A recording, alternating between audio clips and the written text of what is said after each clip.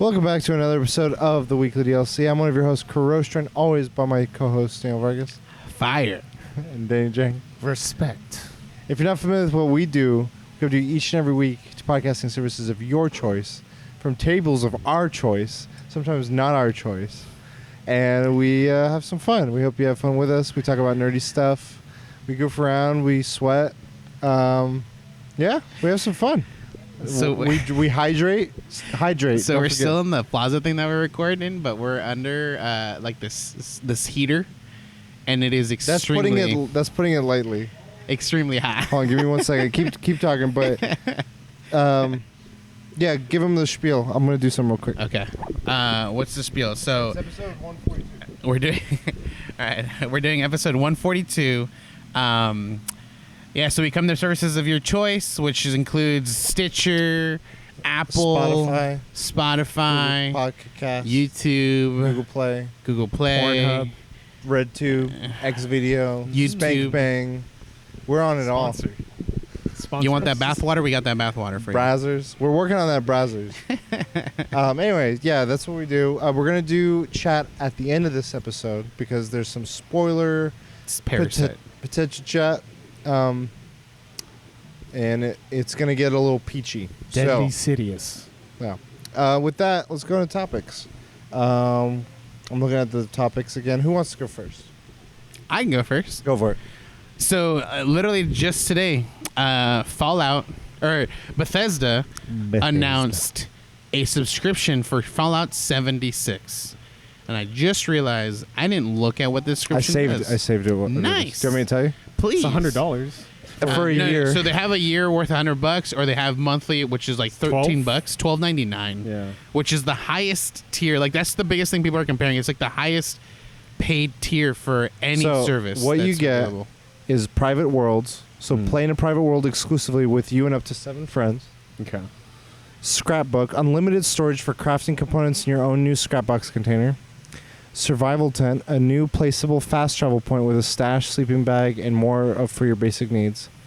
Atoms, receive 1,650 atoms per month to use in the atomic shop.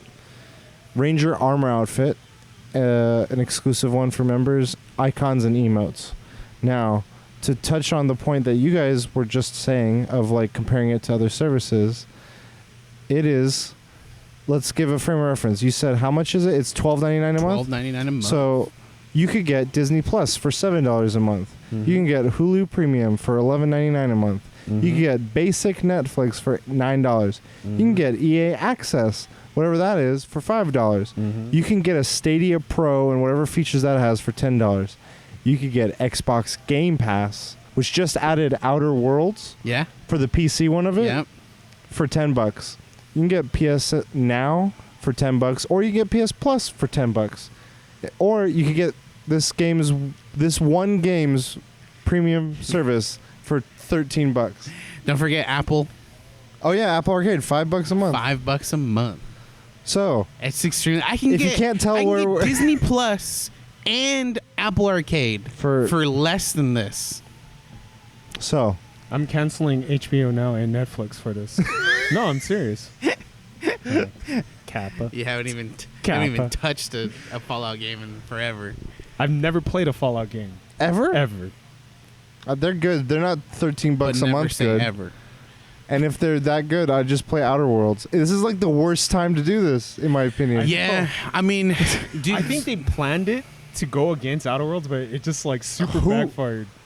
I don't get what kind of focus group they had to be like, this is going to be a good idea. When they made Fallout 76, they had this whole entire plan or whatever. Did they?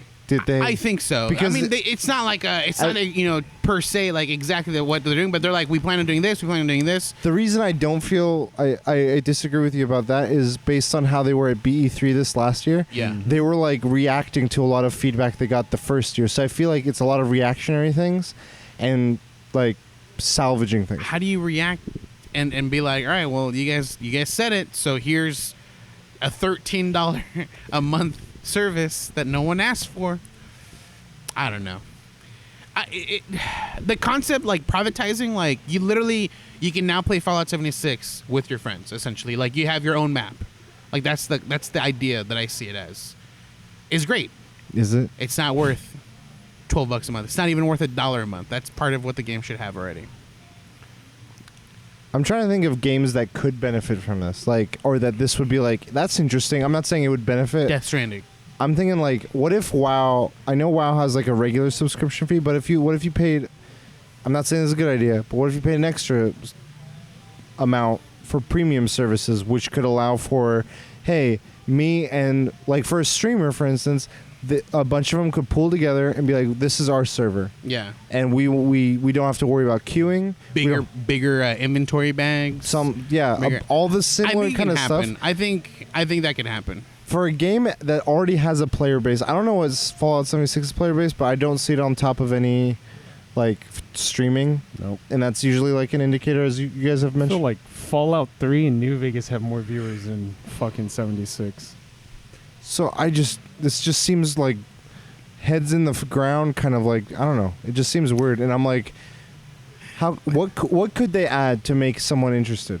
I mean, they're trying, like you said, they're reactionary. They're trying, like they did the Battle Royale thing at B3. Yeah. They added that. They're trying. I mean, for this price point, dude, you gotta you gotta have your whole entire catalog available to these people. Like if they want to play fucking that's like Fallout a New Bethesda Vegas, subscription exactly. service. Like at that point, that's what it has to be. Like that price point is insane. What are they thinking? I don't understand. Like if anything, $4.99, and I'm sure people would still complain because this service is out of the blue. Like I don't know who asked for a service like this. I think if it was like $4.99, it would be more a question of like, what am I getting, and why is that cool or not cool? Like, would it actually benefit someone to have a private server with people? Would it actually benefit someone for atomic points? Not only that, but though, now it's that plus like the steep price that's I'm comparing to all these other platforms. But not only that, I'm pretty sure like if anyone wants to go into your server or like that privatized server, they need it too. They probably need it too. So you can't just you pay for it, or like let's all divide that price point and then you create that server and we'll all hop on your thing. I don't think that's gonna happen. I don't think that's how it's gonna work. I would also argue that from what I understand of Fallout 76, it didn't have a smooth launch. It had a lot of bugs in the game. Yeah, there's. And I'd imagine with that kind of reputation for this kind of new service, they will have even more. Like, imagine someone actually buying it and getting 7 other people to buy it, and then they all lose their stuff. I remember one of the biggest things is they were they wanted the game to be so populated that there's no NPCs. Like, it's literally anyone you see, which is a trademark of Fallout games. Yeah, is the unique characters. Yeah, the unique characters, NPCs. And so they were like, no NPCs in this one. It's all unique characters, or it's all like actual players that you see. And people are like, no. And I mean, they played the game eventually, but like that feedback was so strong that at Bethesda, the new the most recent one, Outer Worlds. No, the B3. B3. Oh, B3. Yeah. The most recent one. They were like, NPCs are back. Everyone's like, oh yeah, because that's the Take feedback. a step backwards. Oh my god. That's I don't crazy. see it as a step backwards, but like it's a step away from like their main concept. But this is what players want, and that's that's exactly what they should have done. But this subscription, I don't understand. What if they made an MMO with that subscription? Like, fuck it, Fallout MMO. If they can somehow make this game into an MMO, sure, but I don't think that's gonna happen. Isn't that what it's supposed to sort of be? Isn't it like a shared world? But it's not really a true MMO though. Yeah, Why? it's still. What is it missing? I don't know. Like player cap. Yeah, I think it has player cap. So like each server has a certain amount of players. It doesn't have just like make raids. Just make like a World of Warcraft big ass world Fallout. It's not big. I mean, it's big, but it's not like MMO big. It's not World of Warcraft, World of Guild Warcraft Wars. It's not That would MMO. be a good pivot. Like if they just lean hard into MMO. I think don't know. like imagine the I think they dungeons, tried the with dungeons Elder and Scrolls, and it just didn't. no, that one has a following. Oh, it does. Okay. I know like 3 people that in my social circles that are always like, yeah, I play like when there's no games, like I jump back into Oblivion online or whatever. PC has no games. But like I'm imagining like Fallout MMO, I'm like you could pick different class races like super mutant, the corpse people, the humans, and then you could pick a faction. You could pick like one of 2, like how they had in Fallout 3. There's like you pick like a couple of different groups, the Brotherhood of Vault, and maybe another, and then I'd imagine like dungeons or raids would be like specific vaults, and people were like, dude, you remember when we raided Vault 2? Like, that was a rough one. Vault 69. Yeah, Vault 69, yeah. That could be, I mean, that would pique my interest of, like, them leaning harder into that RPG stuff. And it would be a mix of NPCs and non-NPCs, and just fully committing to that. Yeah. And, yeah, they should maybe take some of what they learned from, maybe not fully use Oblivion, but, like, the online one, but, like, take some of the lessons they learned from it. I feel like they're at a point of, like, no return. Like, they know that if they don't do anything, Fallout 76 is a complete loss. And so they're just like, let's try to siphon money. Let's try to make more money off of this game. Let's just give them service. I mean, it doesn't make any sense, like, in a business point, but they're trying something different and new. And I feel like it's going to steer people away from it, but they're trying. They're probably going to switch something. They're going to lower the price, or I don't know. They're going to do Well, I something. remember something happened, like, Doom was making it where if you wanted to get the Switch versions of any of their games, like Wolfenstein, just any Bethesda game on Switch, you couldn't play if you didn't have a Bethesda account. Right. They locked you out of it. It's like, what the fuck? I just bought this game and I can't play it. And they were like, oh shit, no. And they immediately were like, nope, you're good. Play. Yeah, play your game. So I'm wondering if we'll see a reaction to, like, how when is it? Do you know when it's going into effect? I don't know when it's going into effect. Okay. No. Or they could lean the other route with, like, I mean, Destiny's recently done it where it's like a season pass, like this season of Fallout, and it's like rotated content, whatever that content is. But, like, what if they went, like, free to play, but there's like I don't know how they would do it. I think that's the biggest thing too. Is it's $12.99, and if, like, let's say right now I don't even own Fallout 76, if I pay that price, I still have to buy the game. Yeah. It doesn't come with that game. No. Yeah, but the game's cheap though. But the fact that I have that's to true, then, like, give me the. It still wouldn't fix anything, but the fact that it's like a slap to the face, like, oh, you bought more our service. hurdles. It's more hurdles. Please buy our game. Destiny's had similar things where it's like, in order to enjoy, like, in the past at least, in order to enjoy the current content, you need 15 other contents or this collection of content or whatever, and it's confusing, and you're like, I just want to play with people now. They've done a good job where now it's like you buy the newest content and it pretty much comes with everything before Destiny. Destiny. You don't even need the new. You can play any content in any order. Yeah. And there's a free to play version of it that you can just enjoy still. Yeah.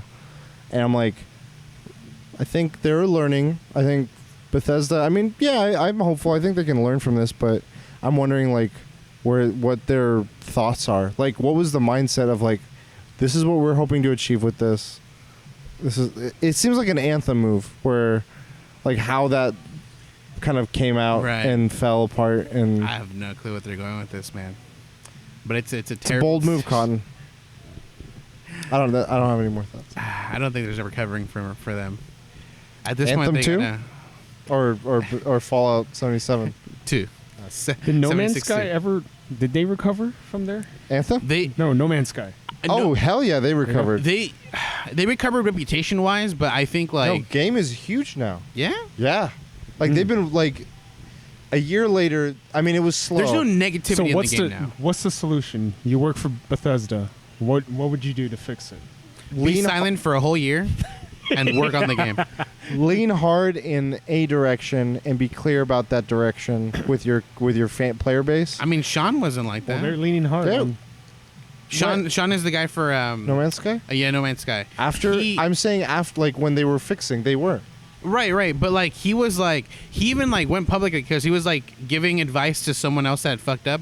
He's like, be quiet about a lot of the stuff you're doing and give, like. No, I'm saying now. Yeah. Well, yeah, because he's already like, they've already released that new content, and now he can be like.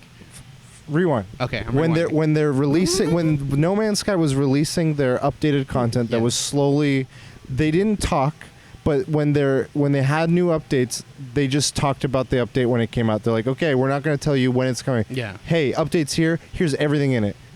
Quiet. Next update. Here's everything that we're implementing. And then they were slowly building the foundation for fixing things that they left out and misled people on. You're right. But B, they were building kind of like a base of, like, trust that then they started being like, okay, now we're going more into the ambitious stuff, and they let their content speak. I'm not saying they should like constantly be talking about it and stuff. What I'm saying is now Bethesda should be like, we're gonna be quiet. We're gonna work on whatever content we're gonna work on, and when we release it, have a like, this is what this content is. This is what it includes. Right. Be clear about what that is, and either with it, what I was trying to say was like, this is what we're aiming this for. Like, this is where Destiny did. We're like, hey, we've been struggling with our identity. They kind of, without saying words, were like, Activision didn't want us to lean into MMO. We are an MMO. We are very proud of that, and we want to lean harder into that. So we're an RPG with shooter. Like, we're not like an action shooter. Yeah. And I'm like, I think Bethesda should mix a little bit of the two. But I know that No Man's Sky, I think a mix of the VR stuff was big for it. I think a lot of the updates that they allowed, where it's like there's actual like MMO like stuff where like, oh, I can interact with other people's things and do all kinds of stuff.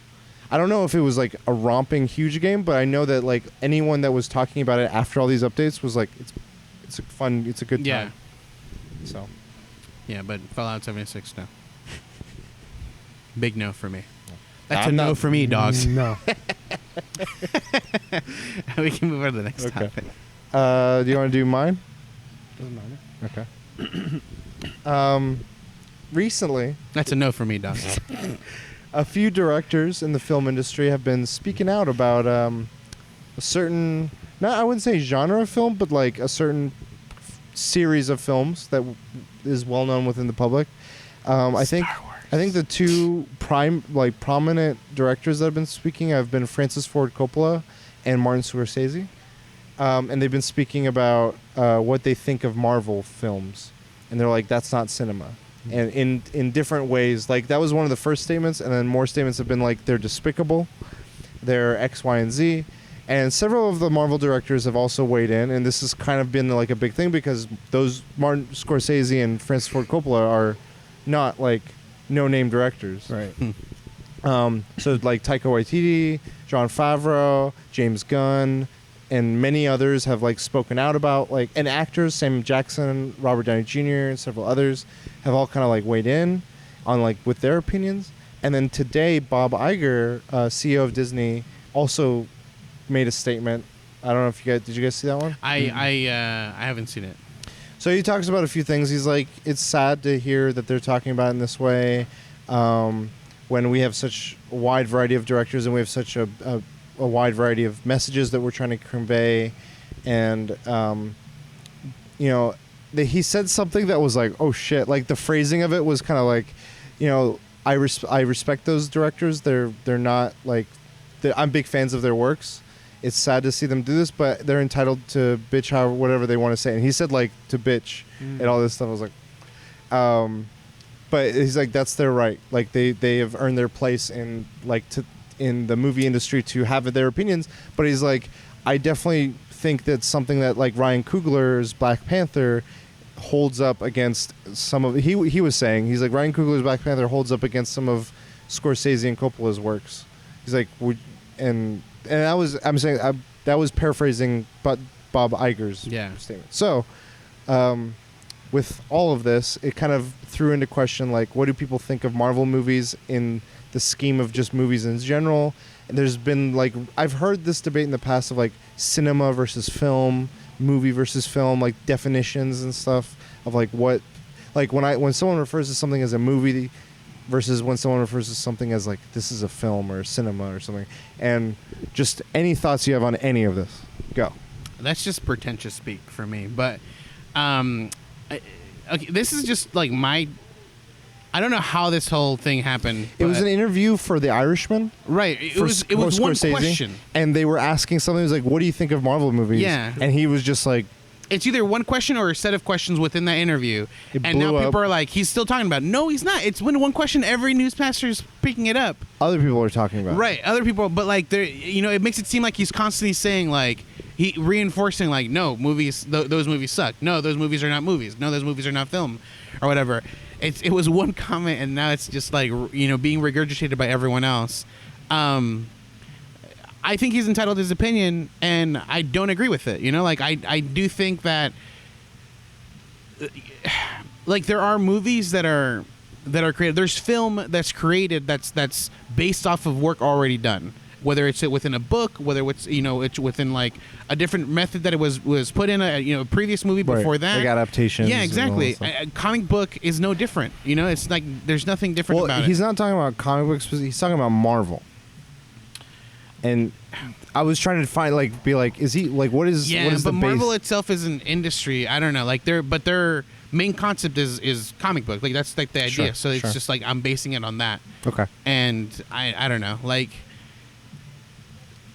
Maybe he had something in his head where he was pointing specifically to like those movies or something, but he's entitled to his opinion, and I think he's wrong. I think he doesn't like. I think he looks at it as a cash grab. The way they're like, Marvel movies are set up with those cliffhangers. But I mean, I love them. I think they're movies, but I think he just hates that formula. Yeah. And he's just seeing, they're just gonna add like a to be continued in this grand epic scale. But I think, dude, there hasn't been movies that did something ambitious like that, where they wrapped a big character story arc, like a greater comic book, not comic book, but just a big story arc. The Godfather. Of a fictional like a TV character. show. Yeah, it's like a TV show arc in a movie. The Godfather. Well, I mean, it's an I know, I'm arc, joking. but it's I'm not just- as like yeah. grand as like Yeah. Marvel, like Thanos. 22 is. movies Yeah. to have a cohesive sort of like. I mean, I'm gonna take it down even further. Like, I think some YouTube videos are movies, like 5-minute YouTube videos. Like they tell a great fucking story in 5 minutes. Mhm. So, Like, I mean, he probably shits on that. What's his even face? more. The Patreon dude. He does good Oh, Jack storytelling. Conte. Yeah. Hey, we're out of focus. Wow. The light. It's low light situation here. We have a low light situation here. Isn't there like a manual focus button? See, I can argue that this is a movie right now. Hell And yeah, he's dude. Scorsese, and he's directing us. Put your hand in front and like try to like get it to focus, and then away. There you go. See, this is I've seen streamers. I'll see streamers like put their hand in front of the camera, and then I think what happened is someone like or something walked by, it focused on that, and it was focusing. Mr. far away. Scorsese, this is a movie. So I was trying to think about this because at first I kind of was just very nonchalant. I'm like, what? This is just a little piece of bullshit just blown up. Like, I mean, Yeah. it's like it's taken off and people are like getting all like, what the fuck? And other like, people are making comments like who was the second guy that made the comment? Francis Ford Coppola. Yeah, yeah, He so- was saying they're despicable. Okay, he's going way further with it. And so I'm the part of me. So I'm gonna go back to the first statement of like they're not cinema, and I'm trying to think of like the mindset he might have had. And I'm not trying to defend it, justify it, but I'm thinking of like what was maybe trying to be conveyed that was maybe constructive out of this versus just like a bit of clickbait. And I think he watched the first 2 Thor films, and that's it. You didn't watch the third one. That's where you fucked up on. Yeah. But like I think because like I'm looking back at Marvel movies that we've seen, and there was one that I remember that could have gone a different direction. That was Ant-Man, and Edgar Wright was attached to that. And a lot of the issues that had in terms of them getting going was creative differences and him having his creative freedom to make decisions. Right. And they were very much like, no, as a studio, this needs to fit what we're doing, not plot-wise, but I think tone-wise. I don't know. I mean, it remains to be said what the actual reasons were, but it was creative differences of some sort.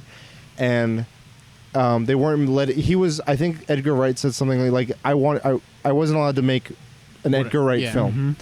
And it made me think, I'm like, some directors have been fortunate enough and they've been in the right place and the opportune, and they maybe talked the right way to get to that Like point. Taika Waititi. Like he made a very sort of film for Thor. or Ryan Coogler with Black Panther, or several of these other directors, and James Gunn and with his films. And so it made me think like maybe Scorsese's issue is more with like when I was saying Marvel, he said Marvel and not comic books, and maybe if he had extrapolated it might be comic books, but I'm thinking like Christopher Nolan's made a comic book movie, and it's like you take the comic part out, it's still a strong film of story and all the whatever the story is.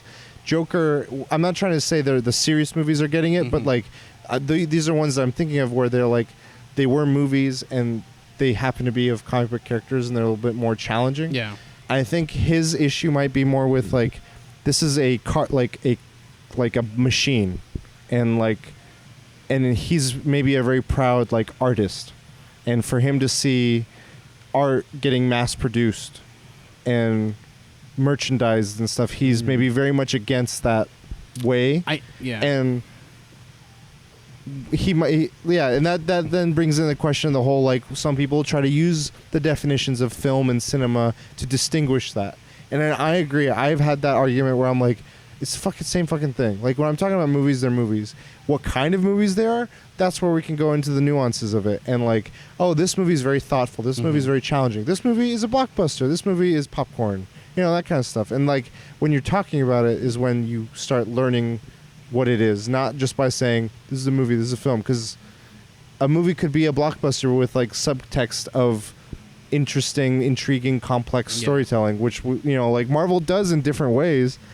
So that's where I would say there could be something positive. The Despicable thing, maybe he's like, I would also say they're maybe like, they're cornering the market where now Disney owns Star Wars, Marvel, all these other things, and they're just like mass producing. Yeah. Pretty much like every year there's a underdog sports movie made by Disney. Every year there's like certain movies that like, it has a Disney logo on it, and it's like, he might be mad about the fact that when these movies come out, they hog up real estate in theaters and like indie films. Bob Iger was that was one of the things he talked about, at least in his statement, was I think he was trying to address in some way of like, while he may be upset that we're taking up more of the cinema space, he should also be happy because when more people go to the movies, they are more interested in checking out other things that are at the movies. Potentially, like that's maybe a counter argument. Is that, but I would also argue, like, if I'm going to go to a movie one weekend, I'm going to go with something I know versus something I'm like, I don't know. And there's people like that. Like, people are just like not as adventurous, and the more safe options there are, the less adventurous they become, and the less likely we see movies like Parasite. Maybe, I hope not, but I have thoughts on that too. But I don't know. Like, it's interesting. Like the cinema, just the directions films, the industry is going. Like, it's been a long time. Like, I was talking to you guys, I think, of like movies I'm excited for coming out, and like there was Parasite, Jojo Rabbit, and Lighthouse, and Honey Boy, and Gemini Man. No, David Benioff. But like, these are all just original creative ideas, and part of me is like, they stand out more because they're not these like reboots, remakes. See, but they stand out to you.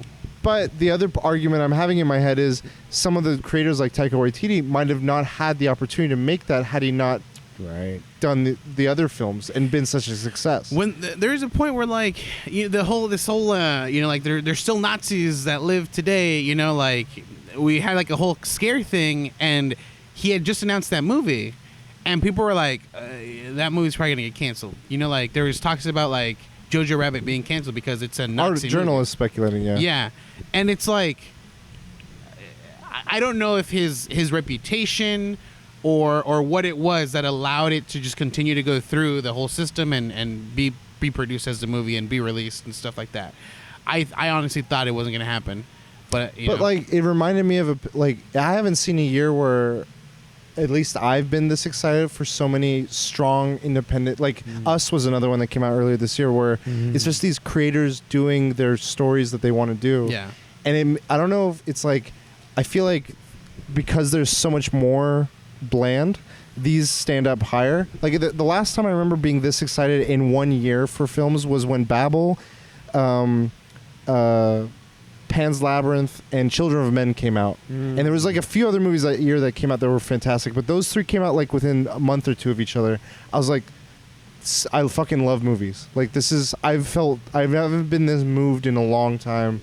And it's interesting because it's like, there's movies for everyone. Yeah. People will say this year that the best movie of all time was Endgame, and other people will say it was Parasite or Us or Joker or whatever. And it's like, I think that what Scorsese and some of these other directors might not be pointing out is how cool it is to have such a variety. And that's what I'm kind of like observing out of this argument is like, we do have that and we have this. And I don't know. What do you guys think?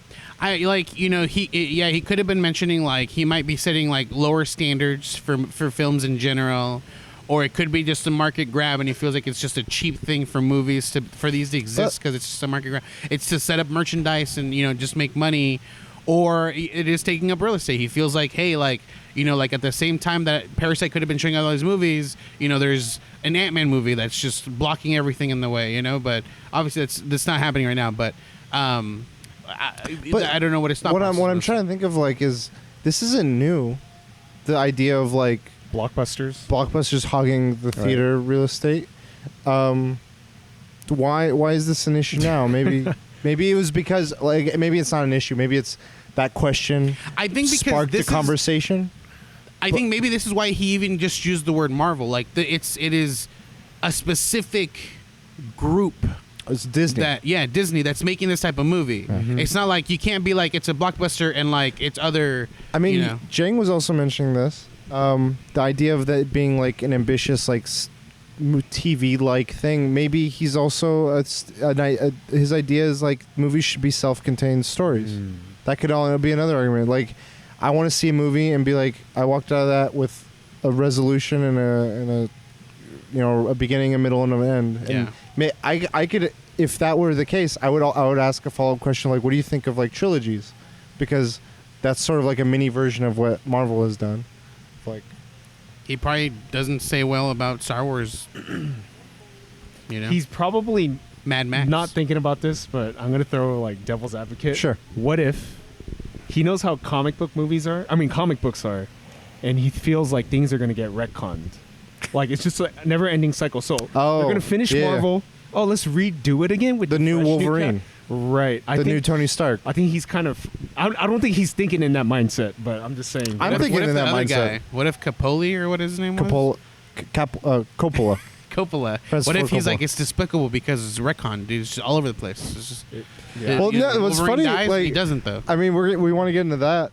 I would say like I'm watching all these Marvel movies coming out, just comic book movies coming out, and like they're saying like the Edward Norton Hulk kind of happened but didn't happen, and like X did happen but this happened and this timeline is not mixed. I'm like, welcome to comic books. That's like all I'm thinking. I'm like, mainstream media is finally like seeing what. I never even saw the Edward Norton Hulk, but I heard that one was better than the regular Hulk. I think it's better. What regular Eric Bana's Hulk?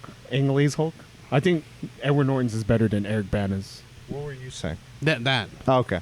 Yeah, it was. I didn't watch the Edward Norton. He is an actor I really enjoy, but I never ended up watching that Hulk one. I liked Abomination in it. Oh yeah, really cool. What's his name? Tim Roth. Oh. So, I don't know. It's just interesting. So you also don't subscribe to or do you subscribe to the like film versus cinema definition stuff, or anything could be film? Like a 5-minute video could be film. But like they're the same meaning. They're not different meaning. They're the same. Yeah, he's just being a snob. I subscribe to Fallout 76. Damn, moneymaker over here. Parasite. Peaches, baby. Eating that meat with his ramen. Goddamn peaches. We can move on to the next topic if you want. So, I don't watch much films, but over the weekend I watched Parasite, and it's got me thinking, and it has left a lasting impression on me. So, what was the last time something of a work of fiction has left a lasting impression on you? Shit, work of fiction. Well, I mean, yeah, it has to. Yeah, there's a lot of movies I think that have like left an impression on me, but like it's at this point I probably can't remember anymore. But one of them was AI. The concept that could exist was always something, and then it's always going closer, you know, like now. But back then, like that was still like that's a crazy idea when that movie came out. To think that like a computer can have like self-awareness and stuff like that. But I was like, that'd be such a cool thing, dude. And I always thought about it. I always thought about like the possibilities of what it could be. Terminator. Yeah, you know, like it was. I don't know that movie. I remember just like I remember seeing like whenever like not in the news, but like whenever they had toys that were like robotic, I'd be like, that fool's self-aware, man. Full self-aware. I remember it was like a month, dude. I thought about this stuff. So that's a movie that left me like a lasting impression about technology in the future that we can have. What's yours? I'm trying to find. Is a novella by Joe Hill, which is Stephen King's son. The story's called Loaded. So its basic premise is it's a security guard, the mall cop. He has a gun, and he pretty much stops the shooting, but he accidentally. I mean, it's weird. It's a weird. He stops the shooting, but then he murders someone too, and he's trying to cover it up. And so like, there's a journalist, and she's investigating what happened, and she's getting really close. Like, what's weird is like there's 3 shots. We can't find the third bullet, and he hit the third bullet, and he shot someone to cover up something. And I mean, I don't want to spoil it, but like at the very end, it doesn't go pro-gun and it doesn't go anti-gun. It just the end is just like a gut punch, and it's just like an argument for both. And I'm just like, fuck. I don't know. Like, So you were thinking about it for a while? yeah. Not as much as Parasite, but like pro-gun versus anti-gun. It just, I don't want to spoil the ending, but it lands on the middle. It doesn't sway one way or the other. Yeah. I'll give 1.5. So I'd say one that hit me and I thought about for a while. A lot of it was in a similar way that I'm thinking about Parasite, which I also saw, but it came out last year, and it was Sorry to Bother You. I watched that, and it was this very weird movie. Like, I went into it thinking it was going to be a movie commentating about like racism and today's culture and a lot of like absurdities of it, and like kind of like making it exaggerated. I'm like, we'll check it out. Like, Katie and I watched it at home. So that like usually when we watch something at home, it's like much more like, let's try this. Like, it's more of like a whim. But I was curious about it, and after watching it, a lot of it was absurd, and it was exaggerated in a lot of what it did. Because like what the basic premise was this guy lives in like the ghetto, and he gets a job as like a telemarketer. And they're like, here's your spiel, here's this, and a lot of like metaphors and symbolism for like office work environments, how it's just cookie cutter, you're kind of like head down, nose down, kind of just do your shit. But then like he starts seeing success when he learns how to use his white voice, and like his voice literally changes into another actor's voice, and it's like Tobias from such show Something Development, The Banana Shop. Yeah, the Arrested Development. Yeah, there's dozens of. It's his voice. So, and then that propels him into this other world of like, you're now in this high class society, and like, they're like relabeling slavery. Like, people up here are like, it's not slavery, and they pitch it, and it's like, that isn't slavery, but you're like, fuck, that's slavery, and it's not to a race, it's to a class of people, and it just keeps going more and more crazy and more insane.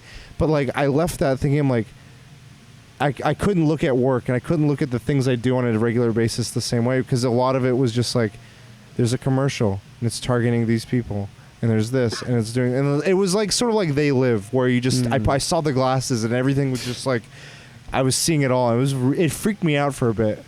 You take off the glass, you're like, I felt in an alley with Roddy Rod Piper. I was more like what's his name, Stryker, the guy from Matrix, where he's like, ignorance is bliss. He's like, just put me back in. But that movie left this impression of like, this is society, and this is how things in corporate, and everything work, and it's insane. And like, when someone tries to rise up or change that, like, this is how it typically reacts, and it's real. And even though it's absurd, it's very real, and it's scary, but also insane and ridiculous. Yeah. Where it's like, you could laugh and cry at the same time. In a way, it's kind of true though. It is, like, yeah. In a way. And it's insane. Like, it shows a lot of other absurdities. Like, there's this one scene where he's like, I want you to sing a song, and like, I won't spoil it, but like, what he ends up wanting them to sing is like, whoa. It kind of like is a commentary on like how pop culture and like pop music and all that stuff is. Anyway, that was the more recent one. The other one was Crying Fist. It's a boxing film. I think it's Korean. The guy from Old Boy is in it. Oh, okay. And so it's a story of two people. I don't know if I mentioned this movie before. Fucking phenomenal movie. Story of this older man who used to be an Olympic class boxer, and he's now homeless. And the story of this young delinquent boy who's just like doesn't listen to anyone, doesn't do shit. He's an asshole prick, and like they're just in such polar different but same kind of places in life, and like how boxing is the through line of which not so much they meet, but like they go, the narrative kind of like balances, like keeps going back to boxing as like a way it progresses, but like the things they go through, I was in tears like several times in this movie, and like how it hit me, how it made me think of family, how it made me think of like values and what's important, what's not important. I've rewatched it a few times because I'm like, I kind of want to like remind myself of these things. And I'm like, I needed to do it through this movie. Yeah. And it's crazy because it's like you think about like those important things and you're like, I should think about these things without movies or without, but it's like sometimes you need a work of fiction to push you. Yeah. And like give you that like coding it has of like symbolism, and I don't know. It's interesting. I think another one that's left a lasting impression is not even a movie. It's a series, anime. It's Dragon Ball Z. I don't know, just like the concept of like Goku, the main character, always like exceeding. Like there's a problem and he like exceeds that issue. He gets better, and then he has someone else that is like, he's better than me now, and he's just he pushes himself, and it's always like about pushing yourself. He has such a good like outlook in life. Goku, he's always positive. Like, but like he has like Superman qualities to him. He's just like chin up. What's funny is like watching it now, it's like this is the stupidest shit I've ever seen in my life. It's like it still holds up. Tough. But like as a kid, like like I'm not hypersensitive to like these small details. Like I see the big picture. I see that he's trying to push himself to save someone. You don't see that anymore?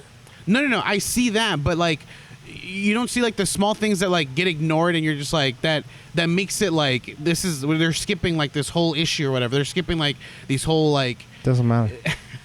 So like as a kid, I didn't like those things didn't matter. Yeah, like I saw the big picture. I saw just him needing to exceed the goal. Okay.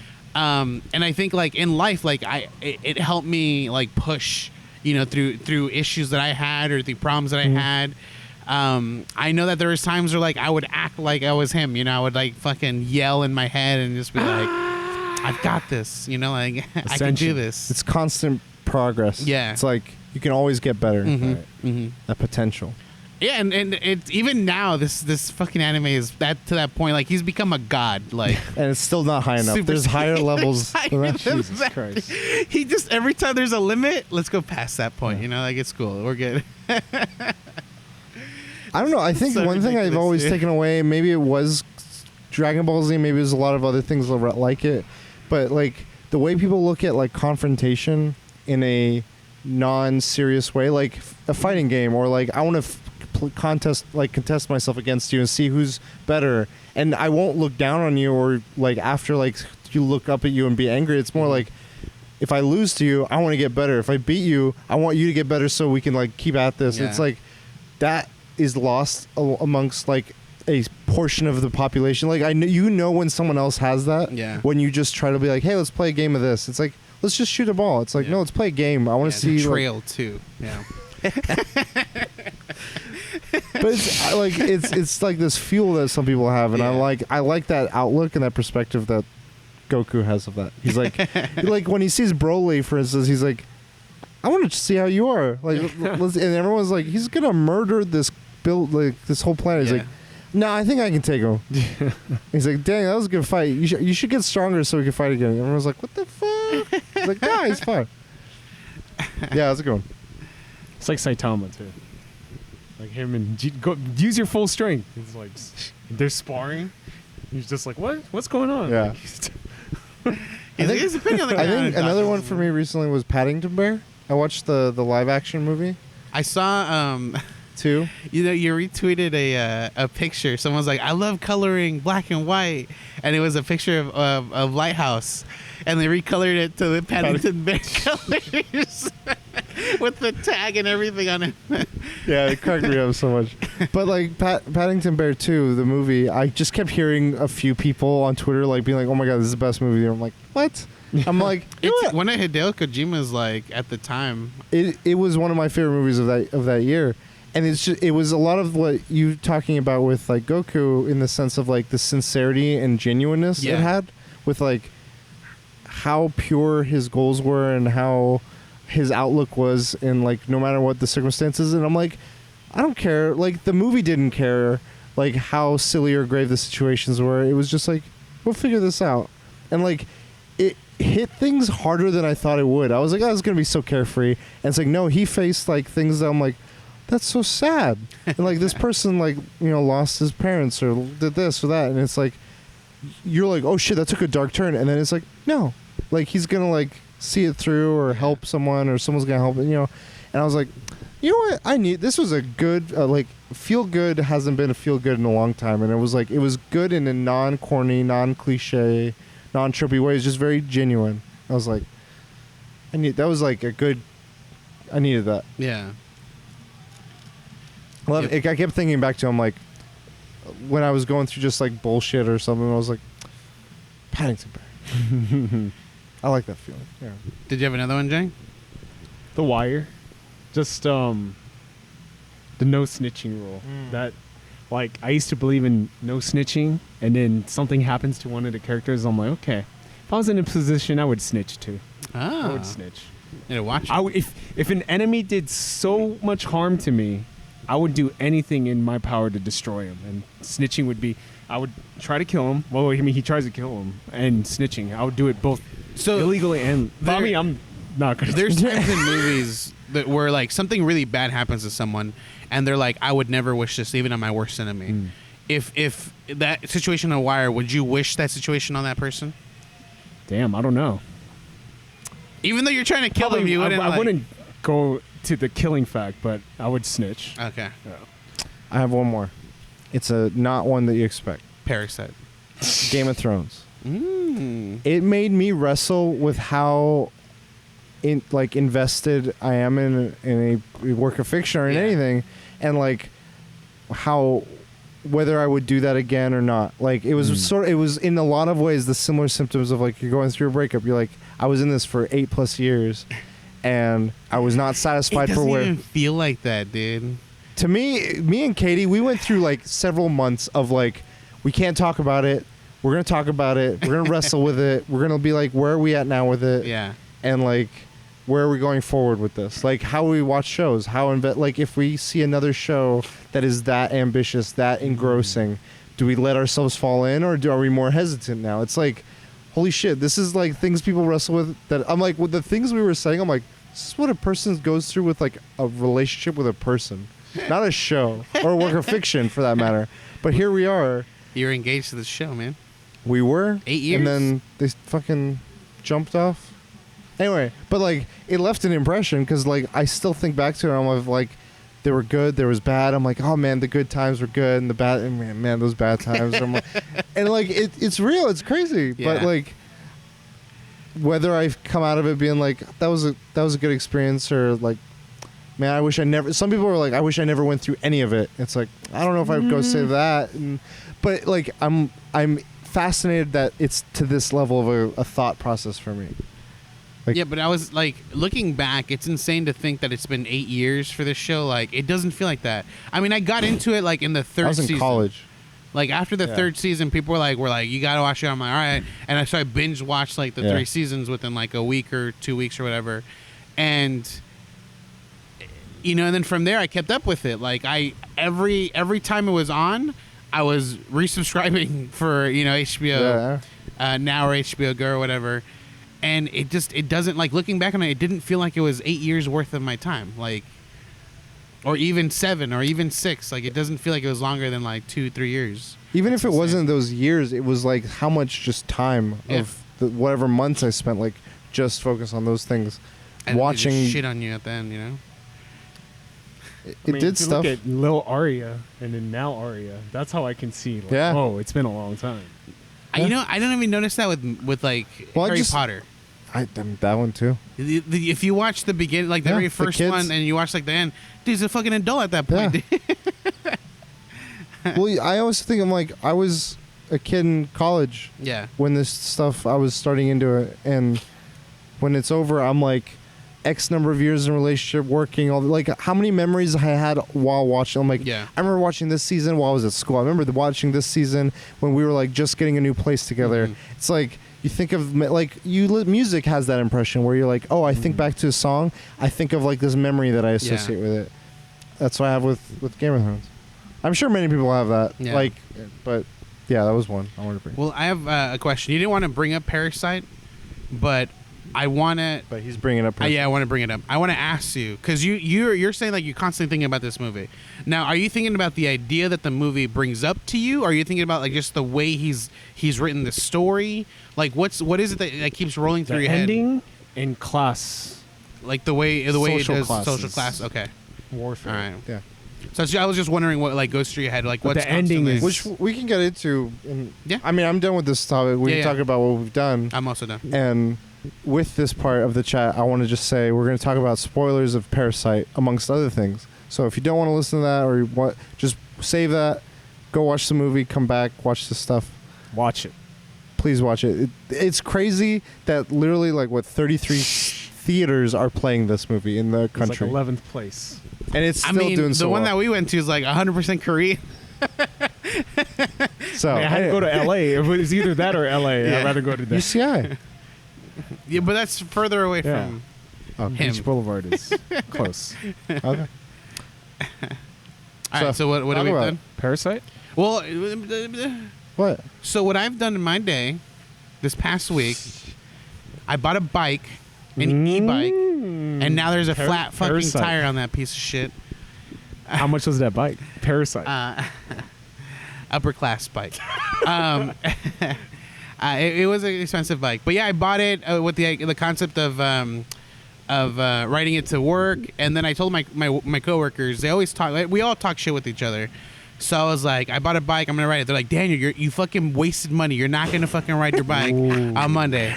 And I'm like, all right, whatever. And then, wake up Monday. I'm like, fuck, I need to ride my bike. I need to prove these motherfuckers wrong. So I rode my bike, and then they're How just long talking did it shit. take? It's 30 minutes. 30 minutes each way. How long does it take normally? If you On drive? car, like 8 minutes. So, Dedication. Have you done it every day since? well, yeah, it's only been 3 days. Okay. And I even don't know. now with a flat tire, I fucking did it too.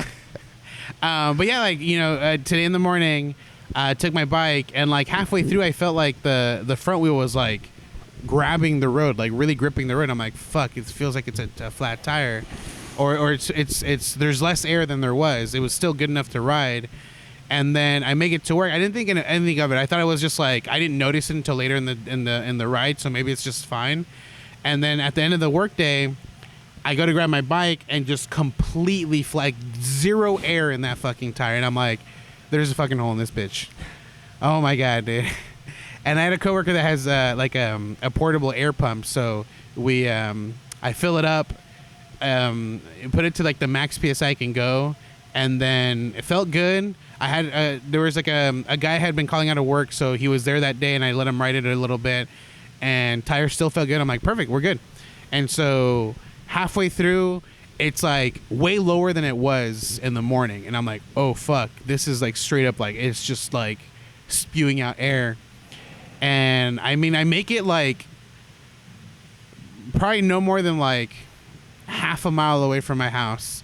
And like I'm like, this thing's not gonna hold up. I'm gonna have to like get off of it and walk it the rest of the way. So I walk it the rest of the way, and yeah, now it's sitting in my garage. Didn't have time to fix it today because we're doing the podcast. So tomorrow I'm taking the car, and then at night I'll probably They're fix gonna the give you bike. shit. What happened? You're not riding your bike anymore? Oh my god!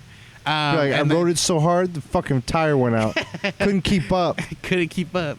And then watched Jojo Rabbit over the weekend. Fantastic movie. A lot less comedy than I thought. I thought it was gonna be like 80% comedy. This thing had like 15. But it did good with the idea it was trying to go with, and it gets emotional. There's two characters that they get very close together, and it gets very, very emotional. And I teared up a little bit. I'm not gonna lie. I have one question. Yes. First, I'd like to confirm Sam Rockwell's in the movie, right? Correct. Yes. Question: does he dance? At all? Does he dance? Does he do any jigs? I mean, you should see. You could notice his dance. Yeah, he He's Iron Man. he dances in like everything. There's like montages of him in all his movies He's doing good. little dances. He's a He's good damn dancer. good. He probably dances, but it's in a scene where You don't you need to say- overlook it. Okay, fine. So It's I like honestly, not the main I can't focus. remember. Yeah, because there's more going on. Okay. Where like you're just like, That's if fine. if it is that part, I could have overlooked it and he didn't dance. I don't fucking find out. Okay, so if there was any But part, if it you're was saying that he part. dances every time, it'd be that part probably. Okay. And because everything else going on, I didn't notice the dancing. I think he's contracted. Like he has to dance. Like It's like whenever- Sean Bean has to die. Yeah. Well, not anymore. He doesn't take roles that where he dies. Where's his acting career gone?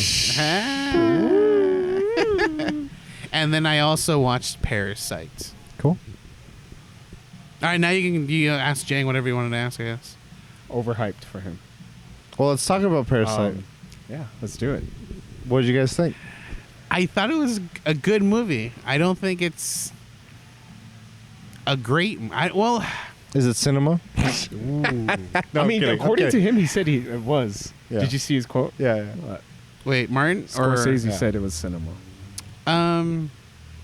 So you had a good time. I had a good time. I really liked the movie. Okay. It wasn't a bad movie. Cool. But I think, like listening to everyone talk about it, I expected, I don't know, greatness. The hype got to him. Yeah. It gets to everyone. It didn't get to me. I was reading the hype, and A I hype fucking got to you enjoyed with, I think, there was a movie it got to you. it. Probably. It happens to all of us. Yeah. It's like, But it didn't happen But this time. met my hype. It so met you it. went into this with the hype and I was you came reading out the of it. Twitter. Yep. Yeah, okay. How much did you know going into And it? How it's much did good both that- of you guys know? It's Zero. good that Twitter is not like spoiling shit. Usually things get spoiled. I wonder if it's because there's 33 theaters showing it. That's true. Like, That's if this true. was playing nationwide, That's true. like, if it was on the distribution that us had, I think it would have more. That's true. It'd be in the second place. I think it would have more people like spoiling or you know Yeah. hinting at things or like, oh my god, peaches. I just knew about the trailer. Okay, And I've watched the trailer. it's I good like that the trailer doesn't really show anything. it. Makes you think one thing. Right. True. It's not that. It doesn't make me think anything. I saw the posters. I didn't think anything of it. I saw like there's a poster that has feet on the ground. I didn't think anything of it.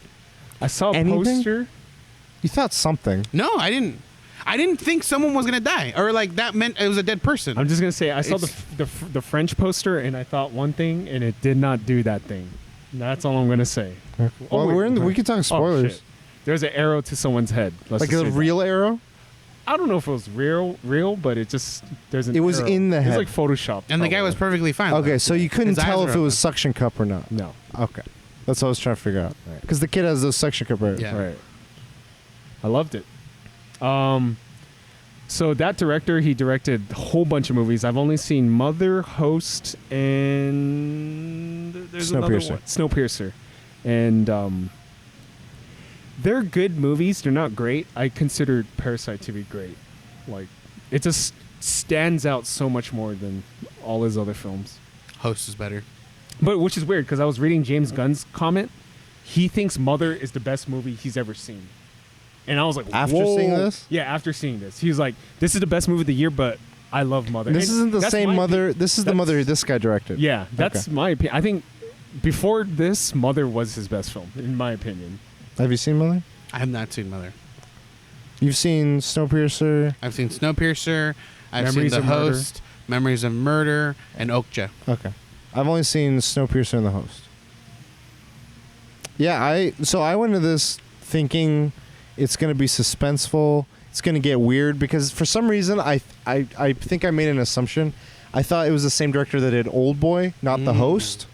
And what I'm used to with Old Boy is it gets really fucked up and weird at the end. and I don't like that. But I was like, all right, everyone's talking about this. I'm gonna try it, and I got really fucked up. So like the whole movie, I'm just like, I'm waiting for the other shoe to drop, and I'm like, now, now, now, and then like right when I let my guard down, the fucking doorbell rings, and I was like, fuck. What went through your guys' mind when you saw this lady? Like during the bar, like, can you guys let me in? I thought she was because it showed her. I was like, she's not gonna be like aggressive and do all sorts of like quick, like strong shit. She's gonna like slowly but surely like do little things that just like Creep.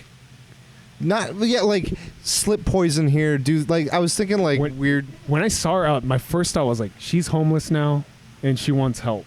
And I was like, and then when she said, "Oh, I left something," the thing that she left took me by surprise. Yeah, when they showed that room, I'm like, oh my god, what is this going to be? Don't go down there. Why is everyone going down there?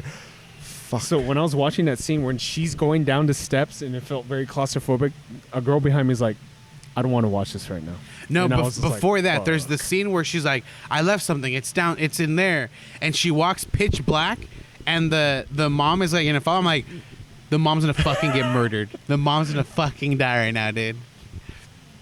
And then like the mom's like, "No, I'm not gonna follow." Well, and then everyone's like, "Go!" I'm like, "No, fucking don't tell her that shit." So many things ran through my head. I'm like, is the family all of a sudden going to become sadistic and like fucking go crazy? Is that lady going to do something? I'm like, it could be anything. Like I have no trope or anything to go off of. I'm just like literally left. Like I've never felt so vulnerable with my expectations with a movie, because I was like, he's made me laugh so far in this movie. He's made me like tense up. He's made me scared. He's made me like really get like have empathy and like at the same time feel anger towards different characters in different parts of it. I was like, you're taking like I'm not like my heart like I'm not ready for all this. Like you're taking me. You're like the genres don't contain what I saw. That's how I felt. I don't like fiction that's predictable. When she said she left something, that was the last thing on my mind. I was like, fuck, that's fucking. Called it. I was like, that's fucking tight, dude. That was. But even like outside of that part, like just. I think what separates this from me from his other ones, but you see hints of it in other ones, is the iconic, like the cinematography, like the slow, steady movement of things that you don't like. It's just the imagery is just so not like crisp and sharp. Like there's that moment where the son goes down with the stone and sees the body, and you're like, so something's about to happen, and you're like, what's gonna happen? And you don't hear anything. You just see a halo above him. And I'm like, that image right there is like there's so much to it. And then also then just what happens after, or like when they're setting up the previous maid with the peaches and the coordination with the father and all this, just like how it fell together like an opera, but it was also I fucking love the power struggle, because it's like the rich family is supposed to be powerful, but then it was the poor family controlling them, and then it switches dynamics when she finds out about their family. So now the old lady has the power now, and then it switches again, and just like, but at the end the rich people have the power still. I feel like the rich people had power even at the beginning, which was it's like it's a power that's not even apparent. It's like, you're coming into our area to steal everything we've got, and we could still go about all of what we can want to do, and it's not even harming us. We're that powerful. And it's like they're just sitting here like, we got the best of them. It's like you're literally eating like their scraps. Like they can afford to lose all this stuff. That's another thing that got me is like, she's eating the beef jerky, but it's dog treats. Yeah. She doesn't even realize. And they're telling him the diet of the dogs eat better than the poor family. I was like, fuck. And the ramen with the fucking sirloin. I was like, who fucking does that, dude? Like, I don't know anyone that eats ramen with sirloin. I was but now you can though, because it exists. It's too much to cook. No, it's not. But yeah, like she cooked it in 8 minutes. One of the dogs eat crab. I'm like, are you fucking kidding me? The image of when they get back in that house and she like gets on the toilet and it's just like and then like thinking back to all that was all like from the moment the doorbell rang to the next day where the birthday happened was all one sequence of like they've been up like they slept maybe a little bit. They got the clothes from the fucking. The shit happened to the people in the basement. All this stuff happened, and I'm like, wow. I don't know. Like, I'm not saying it was the best thing, but it left an impression on me, and I was like, this is great storytelling, and the story is captivating. The acting, I really liked the acting. I liked like the family. I like the main family. I would say. I think everyone killed it. Like, yeah, I can't think of the dad. Like both dads. The rich dad, I was like, he played this like, just, like just cool, like, yeah. He had like a crisp coolness to him that's like almost like a commercial. That pervert. Over. But but yeah. seeing the poor dad just break, like you slowly see him just break, and that breaking. It's sad because it was just like he's constantly being told like he has a smell, and it's like, and when he was talking about like, do you think any of these guys had a plan to be here tonight? I was like, fuck, dude. Like, he's just telling the truth now. I'm like, think of all the natural disasters that happen and like how different social classes have to react to it. Like, it made me think of that. Like when like, it made me think of like how Katrina was, and for some people, and like they were like trying to like just get out of their place with like a handful of stuff and all this. I was like, also like the rich dad would always say, he would always bring up the point, oh, you know, he crosses that line, he gets to the line but he never crosses it. But it's like a leash. He never thinks of it on his perspective. Like he crossed the line on the poor guy's side, and obviously the dude got dealt with. But then I think of like the previous maid's husband, and like how he was mentally, and like what was his social thing, and he was not just poor, he was in debt. And I feel like the way it was symbolizing that to me was like the depths it puts those people in. Like this is so the people that are like poor but like barely like surviving, and then there's like the way the people that are like in debts like, and also stuff. The symbolism, rich people are on top and both the poor guys. Yeah, they were, but like he was literally crawling. Right. And like he was just off, like the way it was eating the banana. I'm like, there's some like he's lost it in some ways, and like it's crazy. I don't know. It just, and he's like, oh, worship the. It's like fuck. Respect. Like it's crazy, like the debt. Like I think like I'm imagining like that's what he was showing, that what depravities it takes you to. I was like, fucking A. Well, yeah, at that point, I mean, he had been there for 4 years. Like, he's like, this family has allowed me to live. Even though they don't know this, he like, I need to treat them well. So he was literally the light sensor for these people. He was turning on the light at the right time when the guy's walking through. Like, they made it a point to show that. That's like a level of servitude. Yeah, that's insane. And this is all because it stems from the fact that the guy's like, they've allowed me to live. I'm here because of them, and they feed me because of them. But like, imagine that. Like, imagine reaching such a point where you're like, I'm in this shithole, and people are like prospering well above like their necessities, and you're now like worshiping those people, not hating them, not resenting them, not feeling indifferent of them, but now you're like, no, they provide for me, like by presenting like having multi-billion-dollar McDonald's with free Wi-Fi that I could then use, or I'm like, it's such a like a perversion of like what I feel like the main dad didn't have that. He was like, he's treating me like shit. Yeah, he's a piece of shit, and this guy's like, no, he's our savior. It's like so crazy how that line gets blurred depending on where you're at. And when I was like, fuck, like that left some impressions on me. Yeah. I highly recommend it. I think as a foreign film, it's a great, like, I know a lot of people are like, I don't watch foreign films, I don't want to read from a movie. I'm like, this is, I think, a good, like, anyone above like a child's age, like PG-13 should, I recommend this movie too. I know a lot of people are like, oh, I don't like scary movies. I'm like, it's suspenseful. I wouldn't call it a scary movie by any stretch of the imagination. There's like scary imagery, but like, so.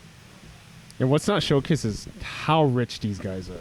Like, oh yeah, what you were saying. Even the fact there's like a little like kind of a sex scene, and she's like, I want drugs. The amount of money you need to have to buy drugs in Korea is fucking insane. Even to buy weed, like it's very It's like a felony if you have weed. The entire Just to like, I want to talk about that scene, the scene where they don't necessarily have sex, but like they fingering satisfy her themselves. Yeah, they satisfy themselves. I think what's going on is they're imagining being bad people, because he was like, "Do you still have that pair of underwear?" the dirty. He's like, "You can put them on." And then they had just previously talked about, like, before that scene, that talked about how it's possible that they were like there was a cheating scandal that like had supposedly happened, and they're like, "What if the guy was on drugs?"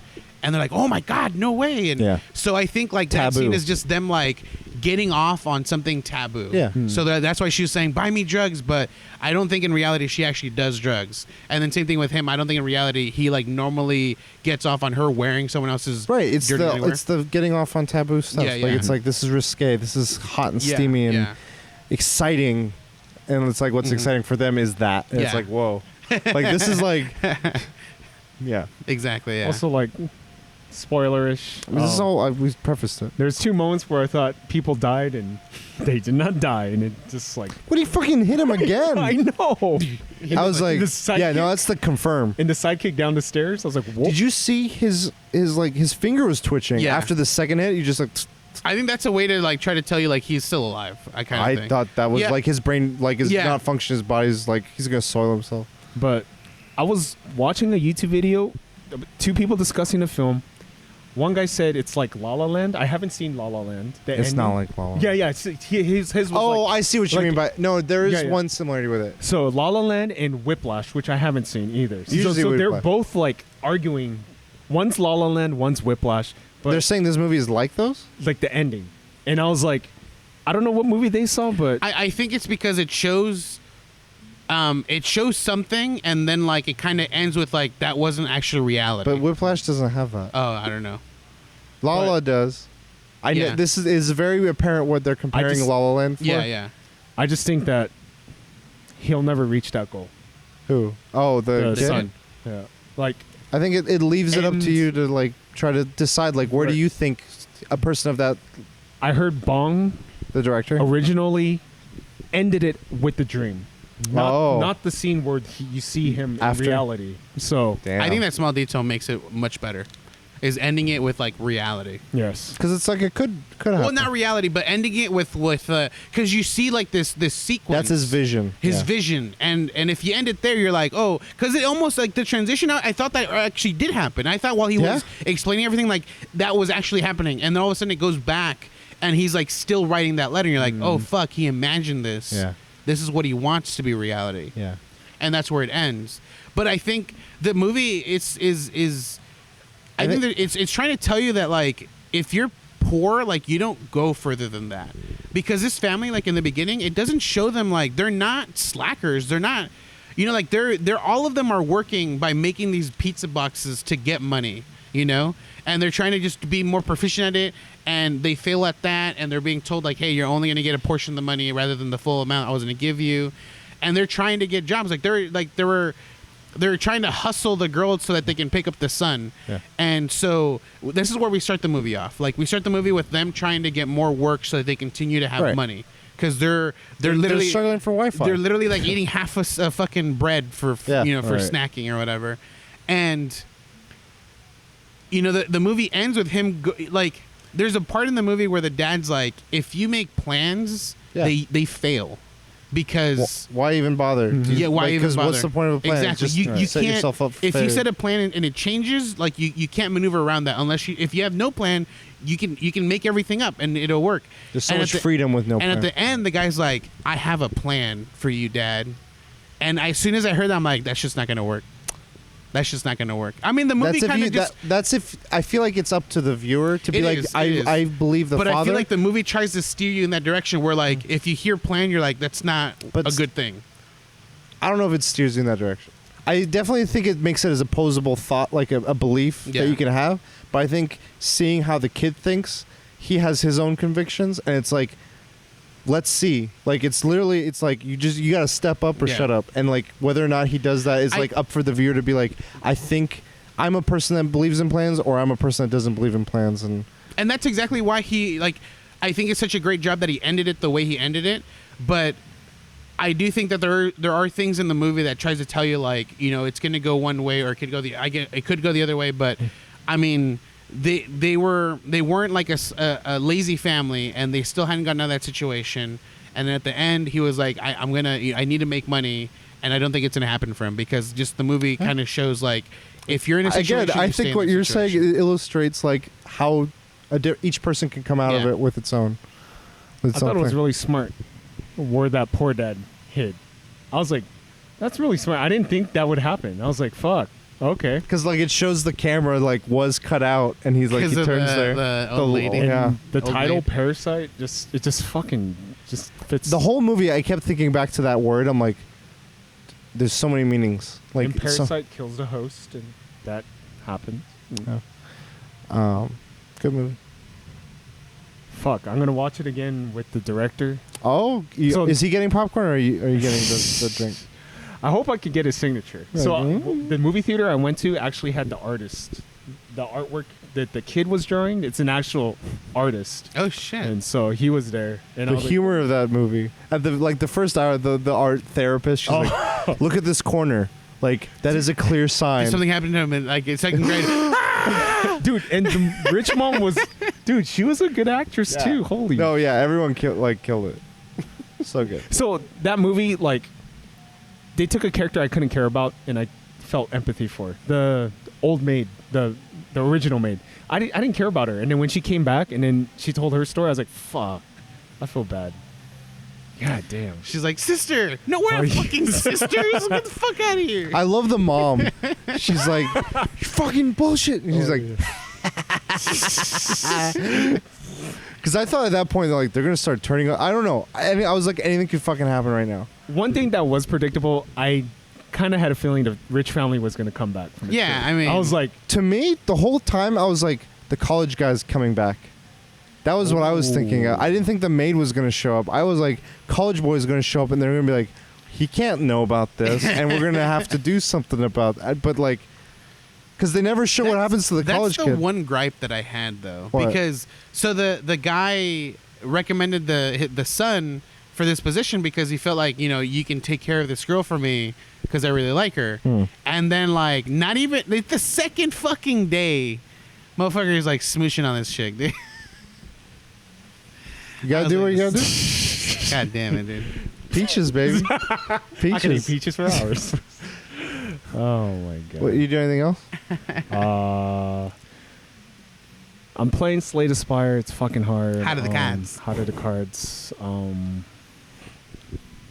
Dark Souls, and I played Fortnite. And Visage. And Visage, yeah. Killing it on Fortnite, though. Visage, I'm in a game-breaking part. I don't know. It just, I can't progress in its game-breaking. So Wait, but this is an episode that you've already played before, I right? played it. Ah. So something happened, and I can't open the door. It won't let me open the door. So, and I'm doing the correct steps. But yeah, I went back to Fortnite, and it's not bad. Killing I like dude? it. I like it. It's It feels different? it actually, the physics feel like the bullets hit. Whenever I used to play Fortnite, I felt Yeah. like the bullets never hit. They feel like they hit, but the graphics look worse, I think. Really? Yeah, but yeah. And then went to your Halloween party. Goose. Honk. Goose is loose. Honk. Yeah, I think that's about it. Trail 2. Oh, Watchmen. I saw Watchmen. The show. Liked it. But didn't love Many it. questions. Yeah, I mean, I'm intrigued. it could have been better, but I was like, this is pretty cool. Like, it's not a retelling, it's a continuation of what happened after 30 Well, years after. Yeah, Comic books. so I watched it What as happened well. in the The comic interesting books? thing for me is thinking back to the setting of the comic and how this is trying to build off of it, but also make me feel like it's a part of that world. It's so interesting in that the comic kind of has this tense setting of Vietnam War, right? Mm-hmm. This has this tense setting of like white supremacists, Right. and I'm like, I feel like there's parallels. There's definite parallels to the original content in other ways as well, and that was the most apparent one. So I'm like, ooh, I wonder what other like similarities and differences is going to have, because what they do at the end of the episode with the symbol, how it like made a version of that. I was like, that's interesting. It's weird. So I think about a lot of, Because at the end of the comic book, you feel like, okay, Ozymandias succeeded. He created world peace, but we see this world now, and there's really no peace. There's no nuclear war, but it's like a different kind of warfare. Yeah, it's very different. And like one of the things that was interesting is at the very beginning, this cop pulls over a driver. Oh, that's a good scene. And like the cop feels like there's a threat. And so he's back in his car and he feels like there's a threat and he's calling So they can't the use base. guns. Their guns are locked. And they call it in. He's like, do you have a threat? And he's like, yes. Is it this kind of threat? Do you feel like he has to answer like 18 questions before the guy's like, his gun, like, let my gun go. And like he finally lets the gun go. And he's like, oh, thank God. All of a sudden just get blasted. And what was weird was... And I'm like, fuck. So that guy was a white supremacist, but he was listening to rap. And it just kind of threw me off. Like, this guy's white supremacist, but listening to rap. And another thing, it's again, it's part of that first like 15 minutes. The symbol that the white supremacists use in this show is Rorschach, the mask of that hero. And like you brought something up in one of your posts where you're like, it's interesting how a symbol that once was thought of as like good or like vigilant or superheroics, it gets twisted to a perverted, not good symbol. I mean, something similar. It's happened before. Something similar happened in Batman, in the movie. I don't know which one it was, but there's a scene where it starts out in like a parking lot, like a structured parking lot, and it's Batman? a fake. Yeah, it's like fake Batman dressed up. Yeah. Yeah, and they're trying to, and so they're trying to like, it's a symbol of like. No, but that's people trying to be good, and they're not doing it right. Right. But I'm like, talking about people that are like wearing that symbol and then doing bad. No. I understand. But like, it's the opposite. But like, there's still someone's trying to take that symbol and make it their own. Where same thing with Rorschach. You know, he was. It's almost the same, like backwards. Like he was doing good in a bad way. He was like killing, racists or pedophiles or anything, but he was like murdering the shit out of them. He was doing something bad in a sense, but ultimately it was a good thing. He was getting rid of these people, and now these people, like the supremacists, they have like a warped perspective. They're like, we're doing the same thing. I first saw that, I was like, was Rorschach racist? That's what was the first thought. I was like, I don't think he was racist. Nah. And I was like, what the fuck? No, like what I went through, like with history. He's no longer in this. No. I mean, so what's weird is, so he got killed, right? But you know how DC's doing their Watchmen thing? I haven't seen it. Oh, so he came back. Of course. I don't know how he came back. It's comic books. Yeah. Scorsese. Yeah. So I also saw it. Trent Reznor, great music in the show. And then, did you have anything else? So I watched. I don't think Ozzy's gone. Just saying. I'll find out. Next episode. I watched all of Big Mouth season 3. Very good show. Binge the shit out of it, huh? Halloween party. That was fun. I thought you said you watched Halloween. I was like, nope. Not doing that. Though I did read something on Twitter that might make me easier to go to horror movies. It says like nothing can scare you when you're horny. So you're gonna be horny. So it's like but like I imagined it. I'm like, imagine being like terrified of like this thing. It's like, hey. It's like at a movie it doesn't theater? work that way, dude. I know it doesn't in real life work that way, but in my head I'm like, I can't be scared of you. So be in a movie theater but have Pornhub on your phone? No, I mean like you guys.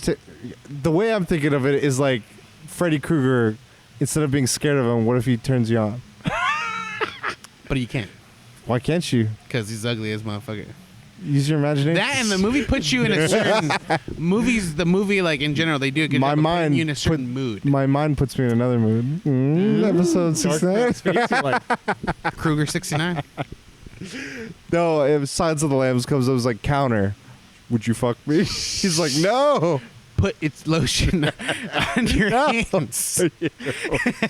No. Or get anyway. the hose again. Watched Big Mouth. Watched Parasite. Been playing Destiny 2. Finally working on that story. I think I'm on the last mission. So you're done.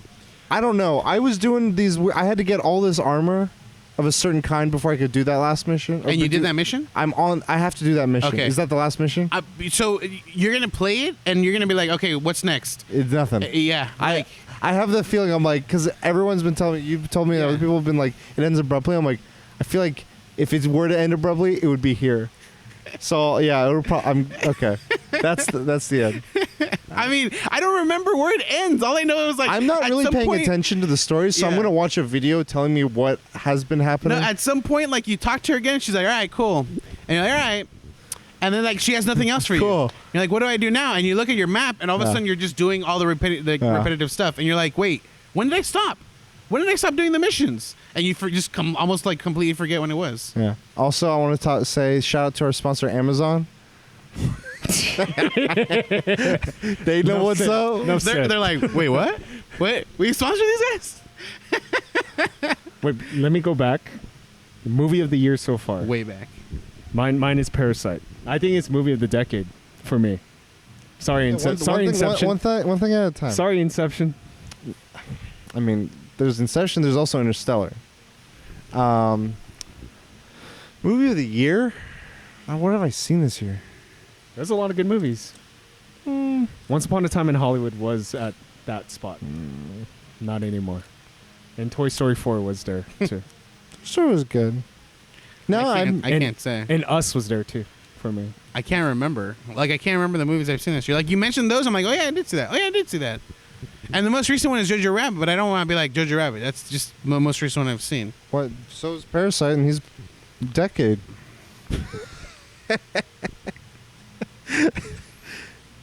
I mean, personally, I think Jojo Rabbit's better. But it's a completely different type of movie. So like, You can it's still judge it. What's the I best? know. But like, Wait, did this movie come out this year? Fuck. Detective Pikachu. No, I'm kidding. Wow. I'm kidding. but he's not wrong though. Me too, though. Man, this is tough. Because I really liked Booksmart. That was one of my favorite movies of the year. I wouldn't say it's my favorite. I really like Joker. Like, it's definitely top 5. Godzilla was fantastic. Top 5 for sure. Parasite, it's top 3. Definitely. I don't want to say yet whether it's number 1, but it's definitely top 3. Yeah, I need to see Lighthouse first. Yeah, there's still more movies. Yeah, see Honey Boy. I think I'm going to like Honey Boy. I feel like that's a strong contender. I think JoJo's a strong contender. I don't want to watch it. I just, after that, Wild Hot Wings, Yeah. it just made me like think of Shia, like all of the things he's done that's been like weird. Like he's watching all of his films. I saw a trailer for it recently. It was so weird. Like, Yeah. because it's someone else playing him as a kid, Yeah. and there's scenes where like, oh, he's supposed to be Steven Yeah. from fucking. It made me think of like being John Malkovich in some ways. I don't want to watch it because the whole plagiarism thing with Daniel Klaus just fucking irritates me. Wait, what's What plagiarism? So he stole something from a comic book artist, writer, and Shia LaBeouf? yeah, like a short film, and said it was his, and it wasn't, and it just irks me. Okay. Like, I mean, maybe he's different now, but it just. I wonder if he like goes into that. Yeah, what if he brings it up and he's like, I'll let you know. I'm good. what if his Okay. dad's like, you're a That's fucking fair. liar? It's just I think he's a good actor, but Yeah. Yeah. Okay. Lighthouse is another one where I don't think it'll be like my favorite, but I definitely am intrigued by the idea of it being like this old timey style, but like very weird and like atmospheric. It makes me think of like a funny enough Watchmen. You know the story of the pirate? Yes. It makes me think this is that story. In a different way. I read a review. It said it was a 2-hour-long Twilight Zone episode. I'm like, I'm sold. I love Twilight What Zone. about Ad Astra? I'm curious. I wasn't originally interested. So I know, like, I'll watch it when it comes on. I don't know, like, Box or something. so with And Irishman is another one. I Oh wanna see. yeah. I want to see that one. November 1st. I feel like if I say something, it's like gonna spoil what you think about it. Okay, I don't want to know. Yeah.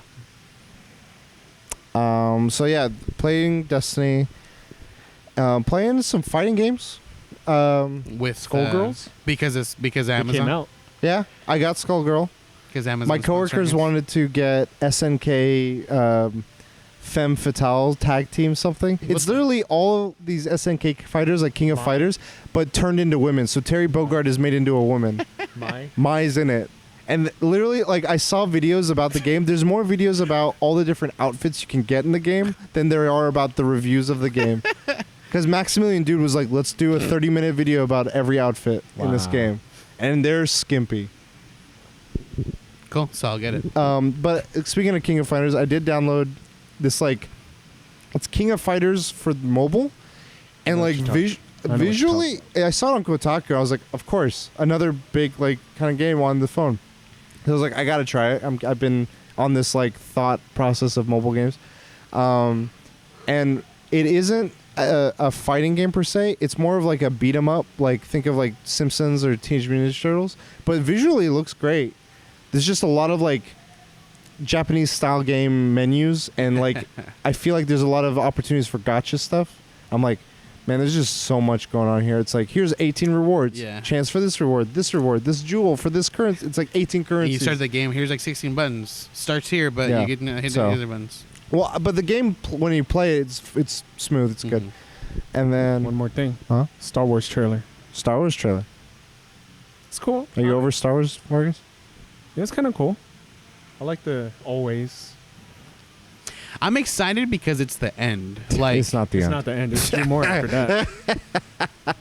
I'm sorry, but this is the over of it. Disney. This is Martin the- Scorsese. It says it's the end of a saga. Scorsese. I was warning you guys. It says it on there. Bob Eagers is like getting the lightsaber. Martin Scorsese's right. Yeah. Oh my god. So you're not excited. No, I'm excited because it is the end of a trilogy, I guess, Okay. but not the whole thing. I'm at a point with Star Wars where it's just, it reminds me of my youth. It's an idea of like young fantasy, and like I don't think of it like the things they've done with it lately haven't excited me more so than it's like rekindling nostalgia, and I feel like that's what they're going for. And so I'm like, I wasn't frothing at the mouth for midnight tickets for this. I never was. Like anytime a Star Wars movie come out, I see it like the week or weekend that it comes out. I'm never really like, and it's funny because it's one of those franchises where I've always been like, fuck spoilers. I will look up everything possible for this. Like, Wow. I'll freeze, and that was like, I was surprised because all other movies I'd be like, I don't want to know anything. Anytime when I was young, I'd be like, all right, the novelization comes out a week before the movie. I can know what happens. And so I read up on websites that have like already skimmed the novel and stuff, and like set photos have said this. Trailers have shown, like I've already look at this trailer. I'm like, that's Sidious. This scene happens. I think this scene happens before that scene. I'm like, I don't do this for Avengers movies. I don't do this for. I did that with Nolan, Batman. Oh yeah, yeah. Analyzed the fucking trailer. Yeah. Freeze frame. I'm excited for his movie, the Time one. Denzel's son. It'd be good. Anyway, yeah, Star Wars trailer. Cool. Yeah. Yeah. I think that's it. It's hot as balls, so I'm ready to wrap this up. Where can people find you guys? They can find me at the Filio everywhere, but not really. They can find me in the bunker at the Last Bosses Everywhere. They can find me eating peaches, because I'm not allergic to them. Until next time, we'll... DLC. You later. You know Peaches has a sexual